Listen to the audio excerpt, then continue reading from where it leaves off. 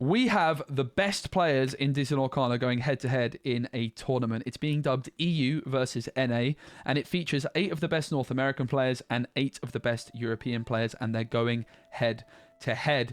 This tournament features so many Disney Lorcana champions. We've got people like Zan Syed, Frank Karsten. The deck we're looking at here is by Theim, who won the Disney Lorcana Challenge in Bochum. So many champions going head-to-head.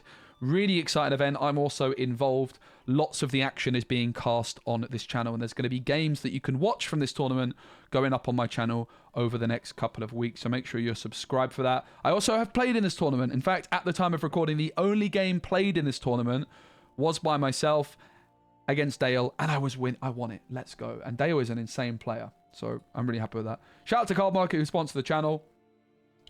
Great place to buy singles online in Europe.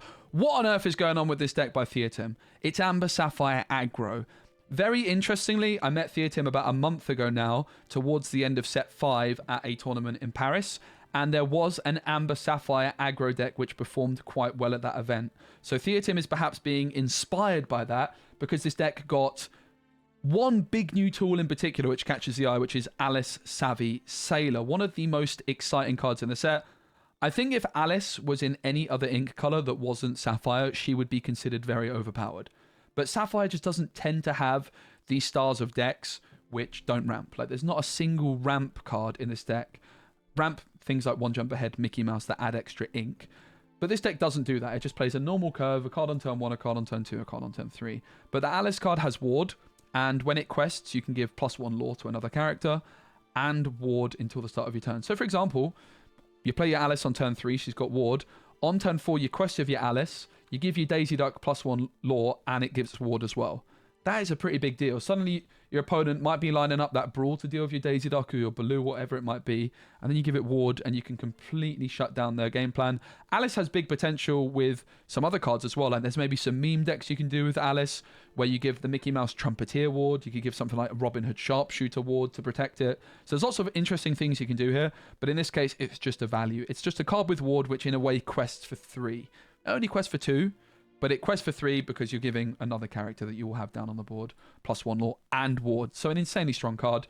Another card that's new is Baymax. When you play this character and whenever he quests, you may remove up to 2 damage from another chosen character of yours and gain 1 lore for each 1 damage removed this way. What I love about Baymax is it does something the turn you play it, and then when you quest with it, you could get 6 lore and heal things worth 4.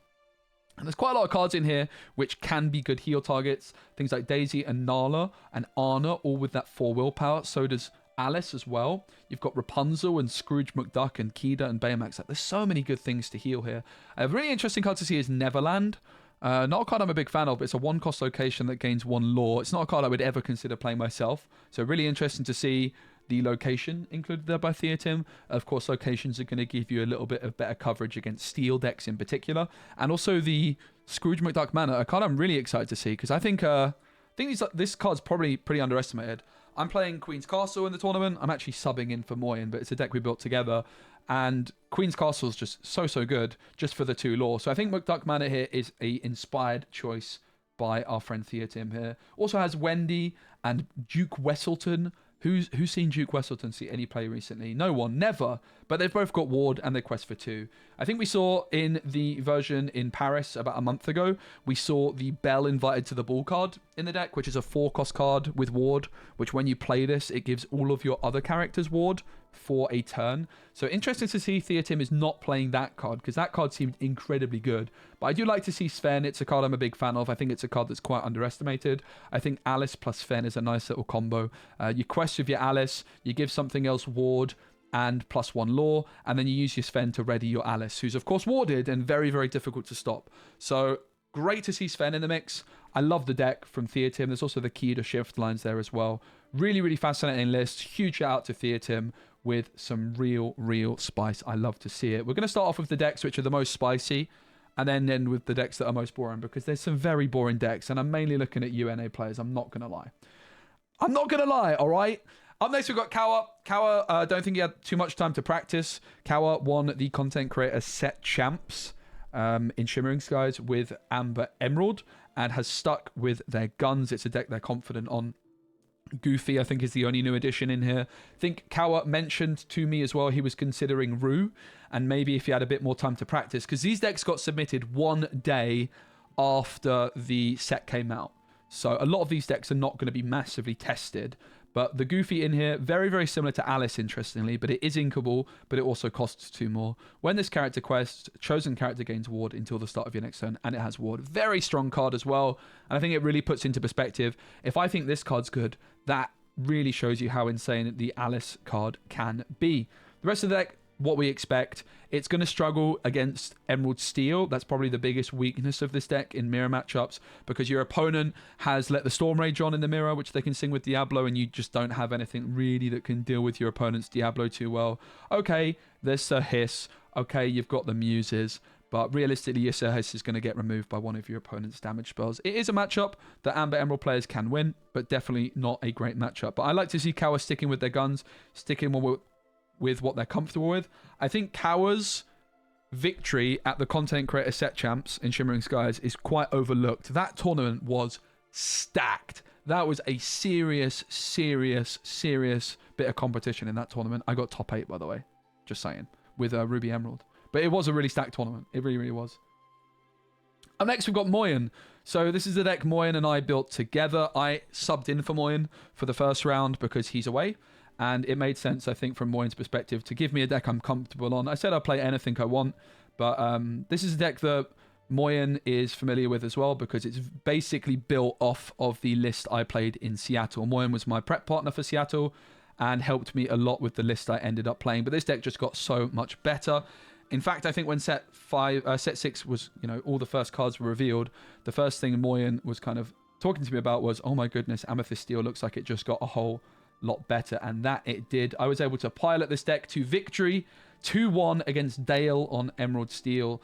Dale, who has got many top 32 finishes, I think top 8 finish, certainly a top 16 finish in one of the Disney Lorcana challenges, like just insanely consistent. I believe the first 4 challenges they played in, they got to day 2 every single time. So I'm really chuffed that I was able to get the win for Moyen here. But the deck carried me to victory. It's an insanely good deck, one I'm super passionate about. This is kind of my baby, if you will. It's the deck I've been working on a lot for the last month, really, before the set released. And in Seattle, it didn't quite have the juice I needed, unfortunately. I was playing Yen Sid, but just the amount of juice that this deck got is absurd. The play pattern of it really is to go turn 1, 1-drop, and then turn 2, you want to play Fire the Cannons or Befuddle and another 1-drop. And that is how you get in your early game tempo. You just, when your opponents are trying to do things like Shift Diablo is so powerful because it just gives your opponent that oomph, like that extra bit of something in the early game, where then you're always chasing if you're playing against a Hidden Cove Diablo. And this does something similar in a sense, that if I go Maleficent on turn 1, and then like another 1-drop and a Fire the Cannons on turn 2, and you've got no cards on the board, it's really hard for you to come back from there. And the deck then just looks to capitalize on that early game board discrepancy, where you've developed your board more than your opponent has and you've got questers, by just continuing to put down threat after threat after threat. It's got the card draw of Genie and Doc, as well as also the possibility of drawing off the Broom, the Diablo, and the Chernobog's Followers, which I'm sure many of my regular viewers will know are cards I believe are absolutely incredible. Some of the strongest cards around. Doc also gives you that little bit of refill option as well. Only 3 docs. I think 4 docs probably would have been preferred, to be honest. There was probably like 5 cards which were up for debate, and I have to say a lot of the cards which were up for debate I wasn't a big fan of. Crab, Pete, these were not cards I ever would have played. Calhoun I wanted to cut down as well, but Moyen submitted the list with these, and they all performed exceptionally well for me in my game against Dale. Queen's Castle's in there. A lot of you might wonder why not the library. It's just too slow. The library gets 2 lore. Going back to that McDuck Manor that I pointed out from Theatim's list, 2 lore is a really big deal. What else did the deck get? Well, it got the White Rose, which is gaining 1 lore when you play this character. It got Gantu, which quests for 4 as a 5-drop, and it has the captain tag for Smee. Going to 5 also means there's definitely room for Elsa. Elsa seems very important for Ruby Amethyst mirrors at the moment. Genie plus Elsa onto your opponent's Genie is going to win you the game in a lot of spots. The deck's just incredibly strong, incredibly consistent. The thing that I love about Purple Steel is that it is just a deck which can beat everything on its day. Maybe not in set 5, as I found out it seemed a little bit weak, to be honest with you, unfortunately. But here it's got so much juice. It's quick enough to beat Ruby Sapphire with your Maleficence. You should be able to pretty consistently 2-0 Ruby Sapphire players with things like the White Rose, Goat, and Queen's Castle to close out the games, even Gantu being a real problem. But it's also got the ability to beat Emerald Steel with Fire the Cannons and that little bit of control. That's what I love about Amethyst Steel. It's cheap as well. It's like $130 deck or something like that. Or even in euros and card market, it's even better. But look, Genie, Calhoun, Diablo, all 3 popular cards. So you're going to be seeing this deck quite a lot at your locals. It's a very strong one. I think it's going to win the whole tournament. I believe Moyen will be finishing off the tournament. He is now into the top 8 after my victory. There's a chance I end up filling in a little bit more for him. I'm going to ask if I can, but it's obviously up to him. I finished 9th in the votes. I didn't get enough votes to make it into the tournament, unfortunately. But big shout out to Moyen for letting me play this awesome deck and helping me build it, and also for being such an amazing test partner in Seattle. I was very gutted that the tournament in Seattle didn't quite go my way, but I'm really, really, really chuffed that I was able to get the victory against Dale and put Moyen into the top 8. And I think this is the best deck in the format. It's my prediction. I'm biased because I built it with Moyen, but yeah, I just think the deck's like, what more do you need? This is just my kind of deck, isn't it? Look, it plays Maleficence, it plays Brooms, it plays Diablos and Chernobyls. What's not to like? Up next, we've got Artabax. Artabax is the grandfather of Emerald Amethyst in a lot of ways.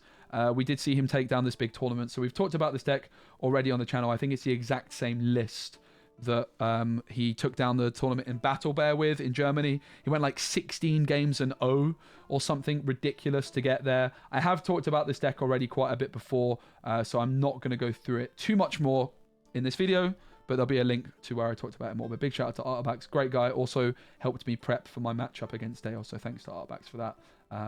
Gazelle's an interesting one. When you play this character, chosen character gains evasive until the start of your next turn. He's only playing 1 copy.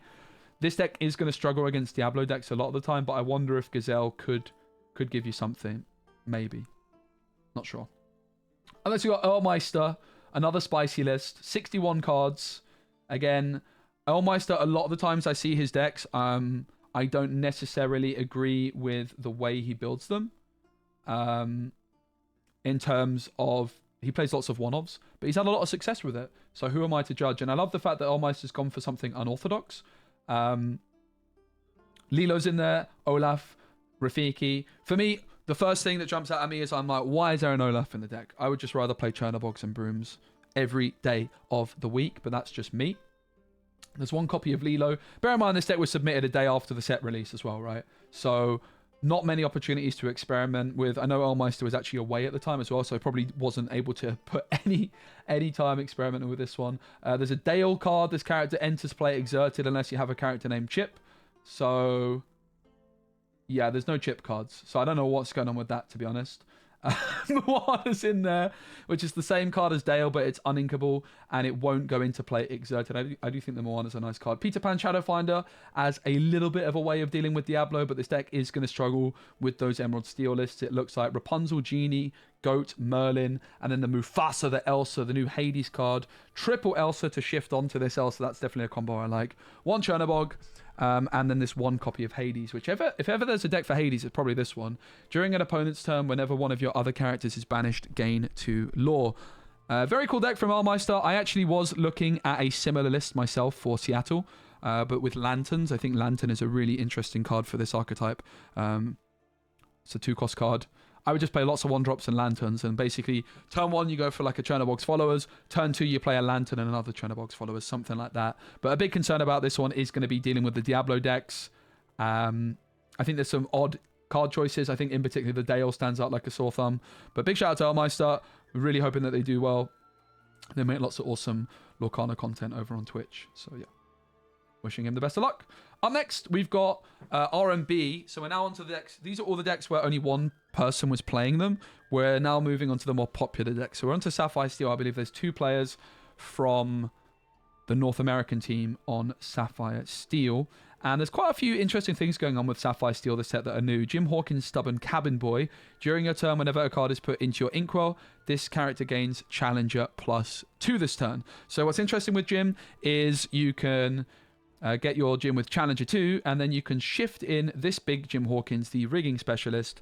When you play this character, you may deal 1 damage to chosen character or location, but it can come in with 7 strength, essentially. If you ink and then shift, it's going to have Challenger 2, so it could take out a Queen's Castle or something like that. And Queen's Castle historically is a card Ruby Amethyst looks to abuse against Sapphire Steel. Like, Sapphire Steel can really struggle to deal with the Queen's Castle at times, so having these Jim Hawkins as a way of dealing with it a bit better is very interesting. Of course, this Jim Hawkins, if you were to ink 3 cards in a single turn, would go to 6, well, Challenger 6, which is pretty interesting. There's a couple of Brooms, a couple of Petes.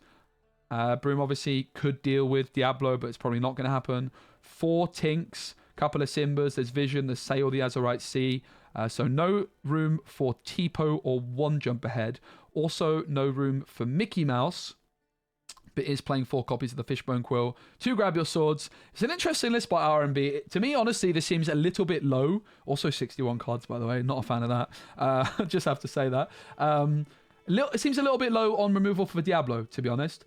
Doesn't seem like there's an abundance of Diablo answers in here, but maybe that's also because RMB predicted that there wouldn't be many Diablo players on the European team. In fact, I don't think there's any. Apart from Kawa, who's playing the Amber Emerald, I don't think there's any Emerald Steel players. I think 2 Emerald Steel players in the tournament. One of them got knocked out by myself, cheers. The other being Zan Syed, both from the North American team. So, very cool deck from RMB. Very, very good player. I think they're going to have their work cut out up against Theatim's Amber Sapphire list, but nice to see nonetheless. Now, this list, I think, is really, really fascinating in Sapphire Steel. It's by Lamb Chops, and there is some really, really interesting things going on here. First and foremost, to look at the kind of other counts, only 3 Fortress Spheres, 2 Grab Your Swords, 2 Fire the Cannons. So also a little bit low in terms of Diablo answers, but a really, really fascinating idea here from Lamb Chops is the Simba Future King. Now, you might be wondering, why on earth would anyone ever play this card in 2024, at the end of 2024? Like, maybe you could play it with the new Lilo, discard the Lilo, shift the big new Simba. Well, there is a Simba shift in this. There's 1 copy of the Son of Mufasa. When you play this character, you may banish chosen item or location. I think it's a pretty good card and a good shift card, and this is a great shift target. But the real reason Simba's in there is because of Pleakley, a really, really fascinating card. 3/4 stat line, which is very good. When you play this character, put chosen character of yours into your inkwell face down and exerted. So you can play the Simba on 1. You could draw into an inkable card, discard an uninkable that you don't want, perhaps a Lucky Dime, something like that. And then a couple turns, you could quest maybe a couple times to your Simba and then put it into your inkwell with Pleakley. I think that's a really, really cute idea, and I love to see that creativity from Lamb Chops. 3 copies of Calhoun, an extraordinary new card. There's 4 Petes, 2 Aerials, only 2 copies of Sail the Azurite Sea. A lot of these decks are looking a little bit low on ramp. Both of the Sapphire Steel decks, not an abundance of ramp. They are both on a Whole New World. Yeah, both on Whole New World. So obviously, if you're not playing Whole New World, we tend to see Chicha. They both go for the Whole New World variant instead. Possible these guys prep together, because the lists are pretty similar with a few differences for sure. There's a lot of differences, to be fair, isn't there? There's a lot of differences. But yeah, big shout out to both of them. Up next, we've got Amber Steel, and there's some interesting things going on for Amber Steel. There's 3 different players on it, and they're pretty different. First, we've got the Frank Caster man, the GOAT in a lot of ways, because he is the man that won the first ever Disney Lorcana Challenge. He's also a Hall of Famer from a card game called Magic the Gathering, which I've personally never played, but I've heard he's a pretty big deal in that game. He's a very nice guy as well, very into his data and statistics, and he won the event in Lille with Amber Steel Songs and the Piglet Pooh Pirate Captain. Well, guess what? It's back. And again, probably Frank didn't have a single chance to test this with the new cards, but I'm sure spent a long time thinking about the options, and I love it. The Simba and the Lilo combo that I was just mentioning is something I'm also pretty interested in trying. Of course, the new Lilo card is at the start of your turn. If it's in discard, you may play her, and she enters play exerted. And there's also the new Simba shift, which at the end of your turn, if this character is exerted, you may ready your other characters. I think Simba is so good in Amber Steel now. It synergizes so nicely with Simba and Lilo. It's something I've been thinking about myself. And obviously, the whole new world can be sung by the Simba Pride Protector. If you think about what do Amber Steel song decks like to do, they like to shift on 3 and sing a whole new world. Well, Simba can do that. So that's pretty damn awesome. I really like that idea from Frank. He stuck with Robin Hood, no sign of the Queen. Got the Cinderella in there still with the ability to sing Storm Rage on and Strength. But a new addition, I'm Still Here. A chosen character gains resist 2 until the start of your next turn and draw a card. A pretty powerful song. There's not that many inkable song options in Amber and Steel, and this is a pretty good new addition. It's not the most spectacular card, but I can absolutely see why Frank's playing it. 1 Piglet Poo Pirate Captain, possibly just for good old time's sake. Force Me's 1 Simba Protective card, which gives you another shift option onto the Pride Protector. Also gives you an opportunity maybe just to quest with your Robin Hood, Simba, or Cinderella on turn 1 by playing that bodyguard down on turn 2. No room for Ursula Vanessa, which honestly is something I quite like. Ursula Vanessa, despite being a card that I revealed myself, never a card I've been that thrilled about. I think it's definitely been good enough to see competitive play, but I do like that Frank is experimenting, cutting it and fitting in some of these other combos instead. 1 copy of Naveen, 1 Pete, 1 Lawrence, 1 Pluto, which when this has no damage gets +4. 1 Gantu, the Captain Cranky Head, 1 an extraordinary card that is. 1 Big Cindy as well. I really like the list from Frank. The one thing I'm maybe not in love with is the 2 copies of Zeus without the Ursula. I don't know, it's fine, right? You can't really go wrong. But I really like the idea from Frank. Do you know what? I love the idea from Frank. Big up Frank Carsten. Next, we've got another deck from Zach Bivens, who's from North America. Very, very strong player. Top seeder, I think 3 different Lorcana challenges on day 1. Very nice guy as well. Also on Amber Steel, Daisy Duck in at 1. Also Nala, the Mischievous Cub. Very interesting to see a couple players deciding to go for Nala. We saw Theatim use it, which maybe a bit less surprising if Theatim would go for it with the style of deck that they had. I'm a bit surprised to see Zach going for it, but definitely a good target for that Rapunzel, which sure enough they are playing. But it's a 1-cost card which isn't a shift target. So no Robin Hood, no Simba, no the Queen. Piglet Poo Pirate Captain's in there, the Vanessa's in there, Smee, Ariel, 3 Gastons, 4 Gastons in fact, is definitely something I like to see. It just has Singer 5, and it only quests for 1. There's a Gazelle card with a 2/3 stat line and Singer 5, which quests for 2. But that means that Gaston can't be removed by Brawl, whereas the Gazelle can. And ultimately, this deck lives and dies by singing a whole new world quite often. Lawrence is in there, Pete's in there. Has 4 copies of the new Pluto Guard Dog as well. Very, very strong card with a 5/5 stat line when it has no damage. Is really, really difficult for a lot of decks to deal with. Now he trades for it. And just 16 songs. So that area was going to miss very, very often. That is like, I don't know the exact maths, but that area was missing about 1 in 5 times. No. More like 1 in 4. Almost 1 in 3.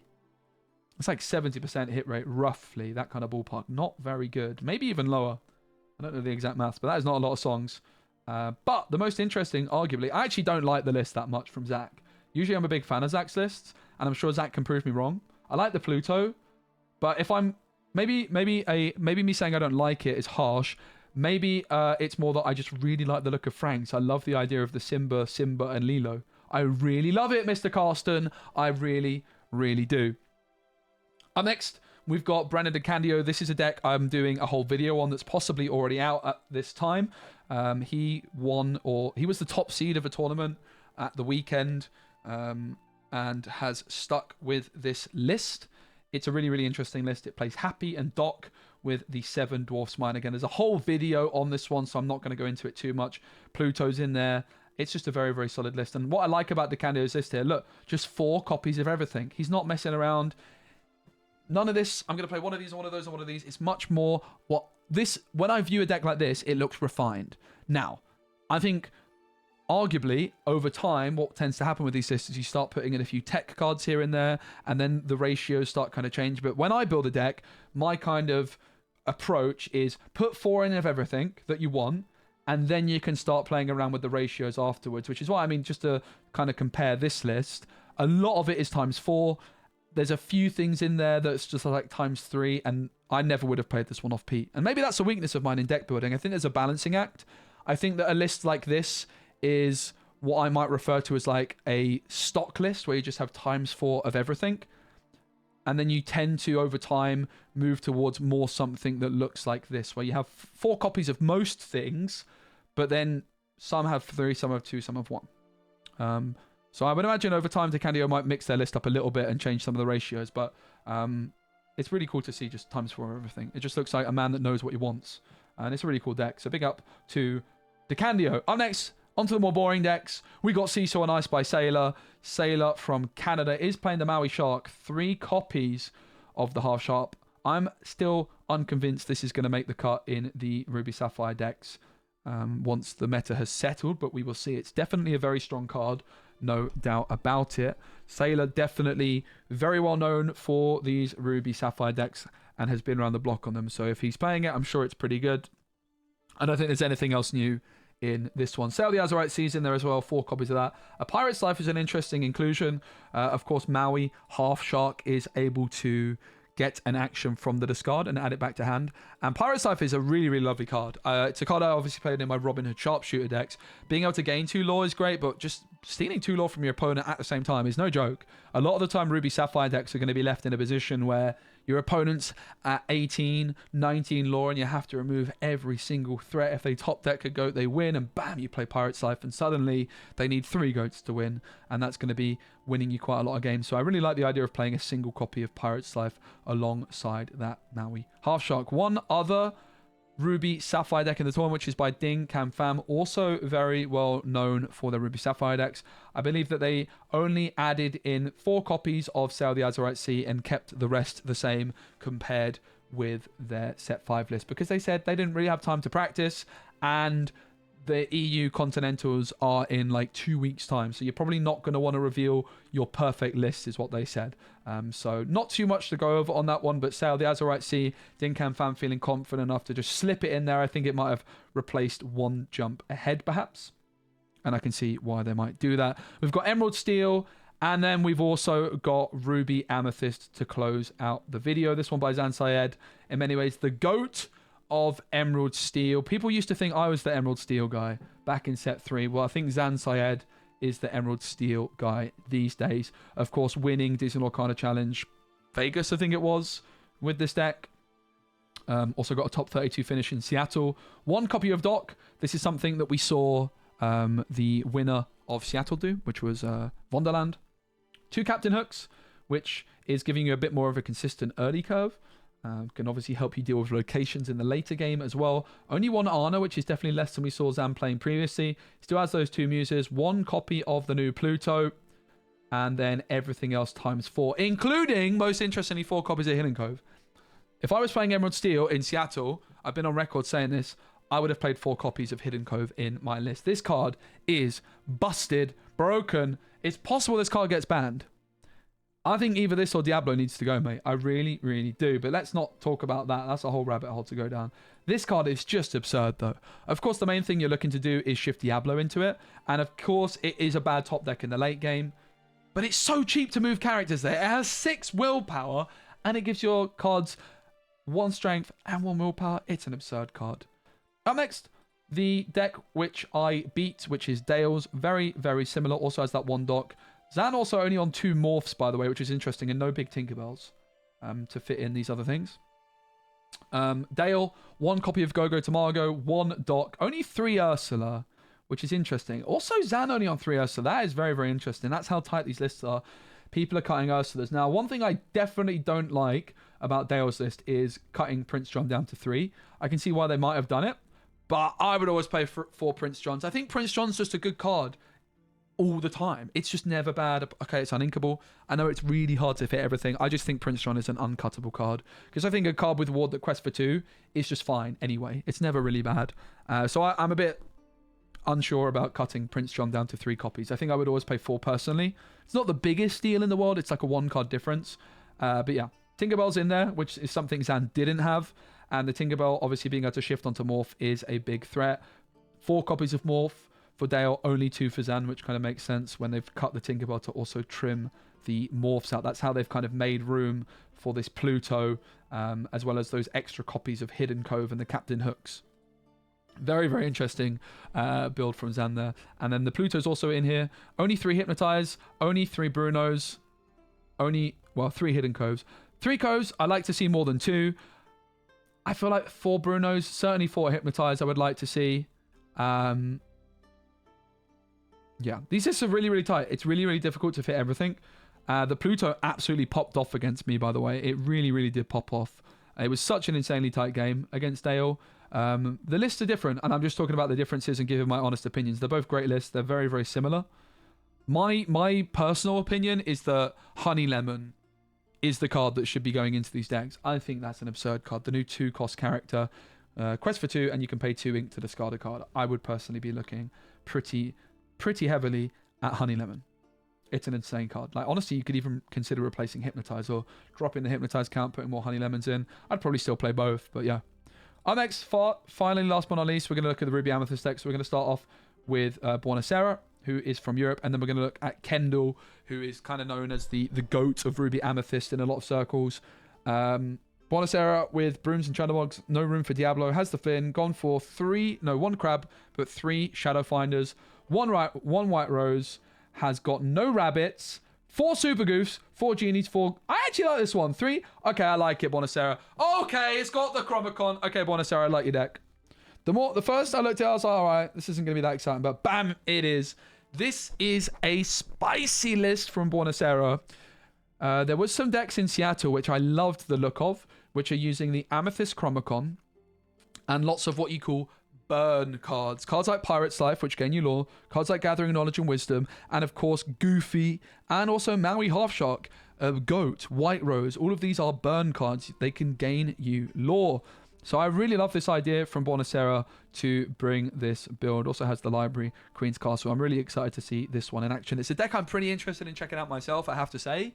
Really interested in checking it out myself. If I had seen this deck before Seattle, I would have absolutely tested the living daylights out of it. A deck like this with like a Ruby Amethyst, which is built a bit differently, is something I'm a pretty big believer in. I feel like these cookie cutter Ruby Amethysts, there has to be something better. And maybe this is it.